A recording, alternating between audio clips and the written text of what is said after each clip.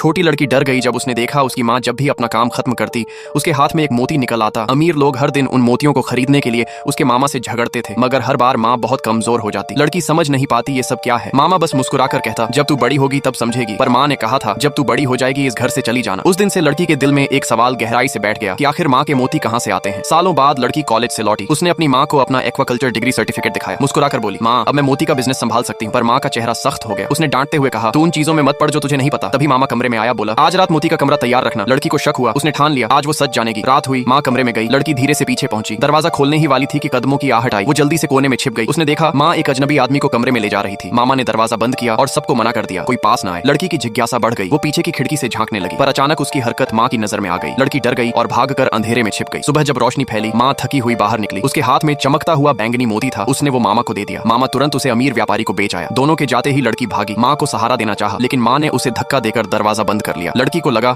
वो आदमी अब भी कमरे में है। उसने मामा का पीछा किया। मामा व्यापारी को विदा कर लौट रहा था। लड़की फिर से खिड़की के पास पहुंची। अंदर से मामा की आवाज आई, कल से 30 और क्लाइंट्स जोड़ देते हैं। माँ घुटनों पर गिरकर बोली, मुझे कुछ दिन आराम चाहिए। लड़की की आंखें भर आई। वो माँ की मदद करना चाहती थी, लेकिन तभी मामा ने खिड़की से उसे देख लिया। सख्त लहजे में बोला, बड़ों के काम में मत पड़। अब लड़की को यकीन हो गया कि कुछ बहुत गलत चल रहा है। हर दिन मामा नए अमीर लोगों के ग्रुप लेकर आता। माँ कमरे में जाती, मोती बनते, लेकिन जो अंदर जाते वो कभी लौटते नहीं। आखिर एक दिन माँ थक कर गिर पड़ी। लड़की फूट फूट कर रोई और उसने फैसला किया अब वो खुद माँ की जगह मोती बनाएगी। मामा ने कहा, ठीक है, आज रात नाइट सूट पहनकर मोती के कमरे में जा। रात को जब सब सो गए, लड़की कांपते हुए दरवाजा खोलती है और तभी